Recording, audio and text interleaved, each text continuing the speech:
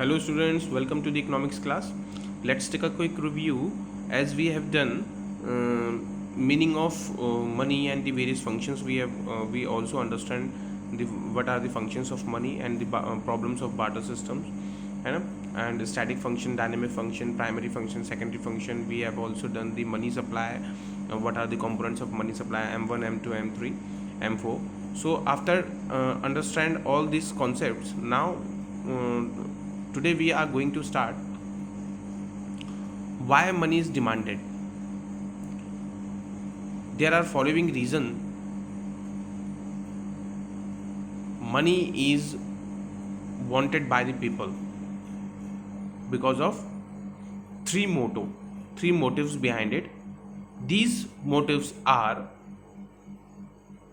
we are going to discuss in this video. So let's begin. Demand for money. People demand commodity. As you know, if you want to live, है ना, you have to need, you have to consume certain goods. अगर आपको जीना है तो आपको खाना पड़ेगा, है ना? तो यहाँ पर क्या है, people demand commodity such as rice, wheat, cloth etcetera because these goods possess some utility. उनकी अपनी आवश्यकताएं हैं अपनी लाइफ में, इसलिए इंसान इन सब चीज़ की डिमांड करता है. However, money does not possess any utility to directly satisfy the consumer. As you know, the money की अपनी कोई यूटिलिटी नहीं होती है. उसके माध्यम से, उसके द्वारा, with the help of money you can satisfy your needs because everybody accept the money for the exchanging of goods and services. So why do people demand money? The question is arise. There are three motto behind it. The first motto is transaction motive, second one is precautionary motive, and the third one is speculative. These three motto behind it. The first one is transaction motive. It refers to demand for money for conducting day to day transaction. पैसे की ज़रूरत क्यों पड़ती है? क्योंकि आपको क्या करना है, ट्रांजेक्शन्स को कंडक्ट करना है. When you if you are doing business, you need money to make payments, है ना, for the purchase of raw material, for the purpose of producing the certain goods, है ना. If you are consumer, you need certain goods, then you have to be pay the money in order to be purchase the certain goods. This motto can be looked at form of perspective of consumer. You want income to meet their household expenditure. आपको क्या है, पैसे की ज़रूरत होती है. You have, if you want to meet out the household expenditure, जैसे आपको पता है कि आपको इलेक्ट्रिसिटी बिल देना है, वाटर बिल देना है ना, केबल का रेंट देना है, या हाउस रेंट देना है, या आपको एलपीजी का एलपीजी लेनी है. बहुत सारे एक्सपेंसेस होते हैं, हाउस होल्ड एक्सपेंसेस होते हैं, उनको आपको देना है. तो you need money. And from the perspective of the businessman, you require money to carry out the business activities. The transaction motto relates to demand for money to meet the current transaction of individual and the business units. This income which a person get is not continuous, whereas the expenditure is continuous. आपकी income continuous नहीं होती है. Sometimes there is a loss. कभी कभी आपको income होते भी नहीं है ना, बट आपके एक्सपेंसेस तो डेली होते हैं, होते नहीं होते. So to bridge the gap between the receipt of income and its expenditure, people hold cash. आपको क्या करना होता है, you need to kept certain level of cash in order to meet out the unexpected expenditures in the future, है ना. इसीलिए आप saving करके रखते हो, जनरल रिजर्व्स करके रखते हो. बिजनेस में बिजनेसमैन जनरल रिजर्व मेंटेन करके रखता है, इंडिविजुअल सेविंग करके रखता है. तो ये सारी चीज़ें आ जाती हैं यहाँ पे. Okay. According to the Keynes, transaction demand for money is positively associated with the level of income. Higher the level of income, larger would be the size of money holding for transaction. अब यहाँ पर क्या होता है, आपकी income के ऊपर depend करता है कि आपकी इनकम कैसी है. अगर आपकी ज़्यादा इनकम होगी तो आपके ट्रांजेक्शन मोटिव्स भी ज़्यादा होंगे, एक्सपेंसेस भी ज़्यादा होंगे, सेविंग भी आप ज़्यादा करेंगे, है ना, बहुत सारी चीज़ें होंगी. तो वो डिपेंड करता है फैक्टर आपका लेवल ऑफ इनकम के ऊपर. Now come to the second one, precautionary motive. It refers to the desire of the people to hold cash balances for unforeseen foreseen contingencies. Contingencies here it means if you are businessman, then you have to meet out the unforeseen contingent liabilities. जो आने वाले समय में आप bank आने वाले समय में आपका डाउटफुल डेब्ट्स होते हैं, वो provision for doubtful bad debts को मीट आउट करने के लिए आपको कुछ मेंटेन करके चलना पड़ता है कैश वगैरह बिजनेस में। और प्रिकॉशनरी मोटिव का मतलब ही यही होता है। देखिए वहाँ तो हमने ट्रांजेक्शन मोटिव किया था, यहाँ पर हमारा प्रिकॉशनरी है, जो आने वाले समय में जो लॉसेज होते हैं उसको मीट आउट करने के लिए आपको cash, certain level of cash reserve करके रखना पड़ता है। So the people wish to hold some money to provide for the risk of unforeseen events like sickness, financially unsoundness of your business due to या due to certain factors, या आप कह सकते हो आपका बिजनेस परफॉर्मेंस अच्छा नहीं रहा है ना, फाइनेंशियल पोजीशन बेकार हो गई, आप बैंकरप्ट हो गए, so that's these are the reasons. Accident कह सकते हो है ना। The amount of money held under this motive depend on the nature of individual and on the condition in which he lives. तो यहाँ पर बोला है कि कैसी कंडीशन है उसके ऊपर डिपेंड करता है आपका मनी, है ना। The demand of money for the precautionary balances is also closely related to the level of income. Higher the level of income, more will be the cash balances for the contingencies, isn't it? Hence proof. तो जितना पैसा आपके पास होगा, आपकी income होगी, उतना ही आप क्या कर पाओगे, सेव कर पाओगे for meeting out the future uncertainties और दी कंडीशनल लायबिलिटीज वगैरह के लिए।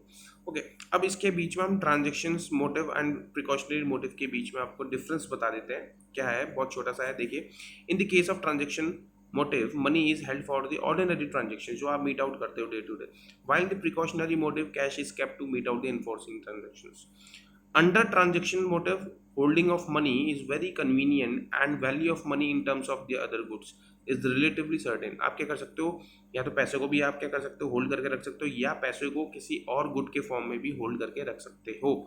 However, under the precautionary motive, holding of money depend on the degree of uncertainty. आपका रिस्क के ऊपर डिपेंड करता है कि नेचर ऑफ बिजनेस कैसा है या नेचर ऑफ इंडिविजुअल कैसा है ना, उसके बेसिस में आपको मेंटेन करके चलना पड़ेगा।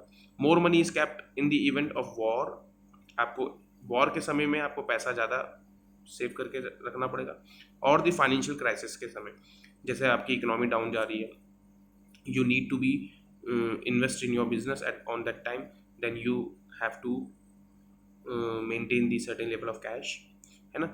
And the less money during the normal conditions, आपको क्या है, जब नॉर्मल कंडीशंस होंगी या बूम कंडीशन होगी, उस समय आपको क्या होगी, फाइनेंशियल कंडीशन अच्छी होगी, साउंडनेस अच्छी होगी, हेल्थ अच्छी होगी, फाइनेंशियल हेल्थ अच्छी होगी तो कंपनी की, तो उस समय आपको कैश मेंटेन करना ज़रूरी नहीं है क्योंकि आपकी सेल रेगुलर हो रही है। तो ये सारे क्या है, डिफरेंसेस हैं। In general, cash balances held for transaction precautionary motive are directly depend on the level of income. तो दोनों ही हमने पढ़े मोटो, वो दोनों ही मोटो किसके ऊपर डिपेंड करते हैं, लेवल ऑफ इनकम के ऊपर डिपेंड करते हैं। Now come to the third point, speculative motive. Speculative motive होता क्या है, it refers to the desire of the holder to keep cash balances as an alternative to the financial assets like bonds. Bonds are the you can say, जिसे जिस तरह से हम bonds agreement की बात नहीं कर रहे हैं, हम शेयर मार्केट की बात कर रहे हैं। जब आप किसी कंपनी में पैसा लगाते हैं तो बॉन्ड्स को हम डिबेंचर्स बोलते हैं, ठीक है। डिबेंचर्स, शेयर्स एंड डिबेंचर्स आप अकाउंट्स में भी पढ़ेंगे। Here when you raising the loan from the bank, that is called the bonds. तो यहाँ पर क्या होता है, स्पेकुलेटिव मोटिव क्या होता है बेटा, speculative, this is the term used in the financial market most of the time. Speculative transactions होती हैं जो आप क्या करते हो, खरीदना बेचना करते हो, बिड एंड आस्क लगाते हैं in a day, in a single day, है ना। और स्पेकुलेटिव मोटिव में क्या होता है, आज फ्यूचर ट्रांजेक्शन आप करते हो, फ्यूचर कॉन्ट्रैक्ट करते हो आज के समय में।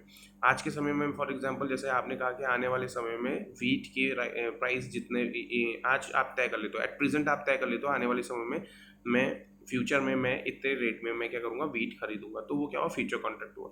तो it refers to the desire of the holder to keep the cash balance as alternative to the financial asset like bond Under the speculative motive, it is presumed that the people can hold their wealth either in the form of the bond or in the form of the cash balances. The decision regarding the holding of bond or the cash balances depend upon the expectations about changes in the rate of interest and the capital value of assets in the future.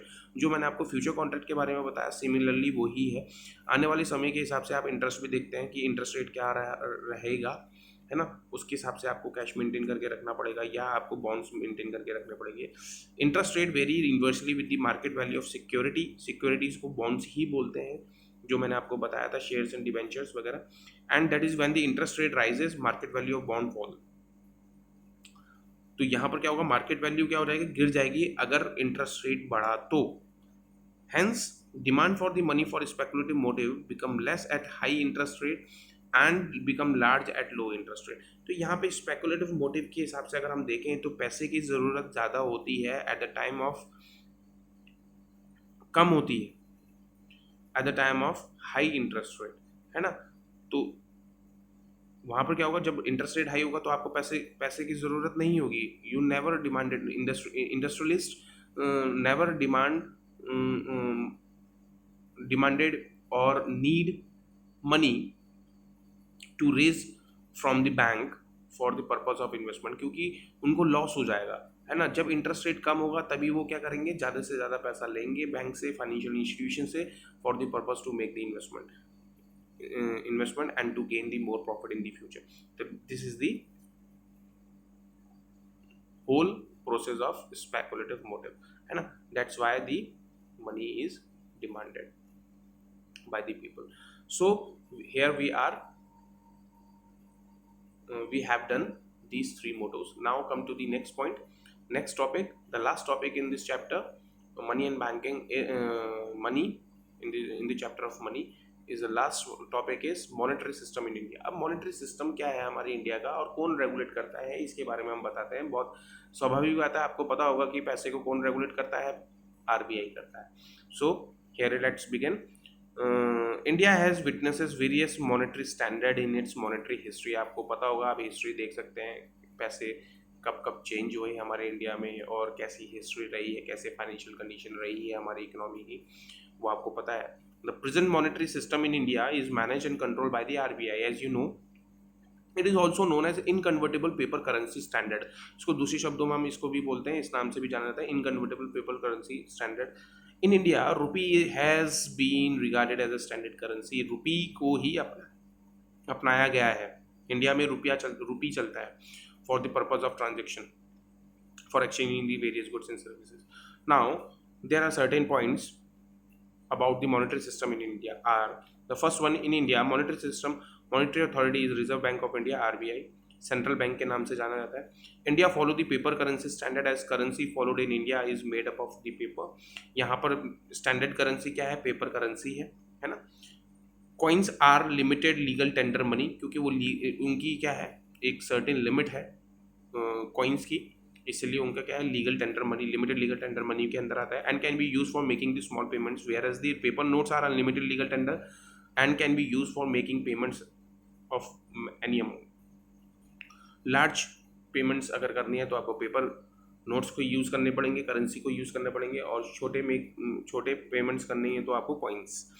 Now RBI has the sole monopoly to issue the currency. Monopoly मतलब यहाँ पर wholesale authority, है ना, उसकी अपनी चलती है, पैसा कितना छापना है, कितना नहीं छापना है, कितना प्रिंट करना है. Ministry of finance issue the 1 rupee note, है ना, on the all the coins. वहाँ पर मिनिस्ट्री ऑफ फाइनेंस सिर्फ रुपया एंड 1 रुपये का नोट एंड कॉइन्स को ही प्रिंट करता है, इशू करता है. और आरबीआई क्या करता है, पेपर नोट्स को प्रिंट करता है, इशू करता है. However, the responsibility of putting all the currency notes and coins into the circulation rests with the RBI. तो सर्कुलेशन जो जितना भी हो रहा है मार्केट में, इकोनॉमी में, वो आरबीआई ही डिसाइड करेगा. और वो कैसे करेगा, क्या क्या कैसे करता है, वो हम आपको आगे बताएंगे क्रेडिट क्रिएशन प्रोसेस में. Okay, now the last one, India follow the minimum reserve system for note issue. उसको कुछ रिजर्व रखना पड़ता है in the form, you can से दी CRR जो होता है, cash reserve ratio, bank issue maintain करके चलता है आरबीआई के कहने पे. तो यहाँ पर हम मिनिमम रिजर्व सिस्टम कहते हैं. Under this system, the central bank is required to keep minimum reserve of the gold and foreign exchange worth of rupees 200 crore, and on this basis RBI can issue any number of notes. तो वो वहाँ पर क्या होता है, उसको कुछ treasury maintain करके चलनी पड़ती है, उसके बेसिस में वो करेंसी नोट्स वगैरह और कॉइन्स पेपर करेंसी वगैरह नोट्स वगैरह को प्रिंट करता है और इशू करता है. तो ये हमने कुछ मॉनेटरी सिस्टम के ऊपर पढ़ा था, और ये आप इसके ऊपर आप सर्च भी कर सकते हैं, है ना. फर्दरली आप क्या कर सकते हैं, इसको और डीपली पढ़ सकते हैं. आपके सिलेबस में सिर्फ इतना ही है. As per the CBSE there is the meaning of money and the functions and the money supply, and जितने भी हमने टॉपिक पढ़े बाटर सिस्टम में उसके प्रॉब्लम्स वो समझाना ज़रूरी था, क्योंकि आपको पता होना चाहिए था कि मनी कहाँ से आया है, इवैल्यूएशन ऑफ मनी कहाँ से कैसे हुआ है, और बाटर सिस्टम की क्या क्या प्रॉब्लम्स थी. और हमने ये जो पढ़ा है मनी की डिमांड वगैरह, why money is more demanded by the people for the various purpose, and ये हमने कुछ एक्स्ट्रा टॉपिक्स पढ़े हैं जो आपके सिलेबस में नहीं है मगर आपको पता होना चाहिए, इसीलिए हमने इसको डिस्कस किया है. And this is going to be and this video. If you have any doubt you may ask.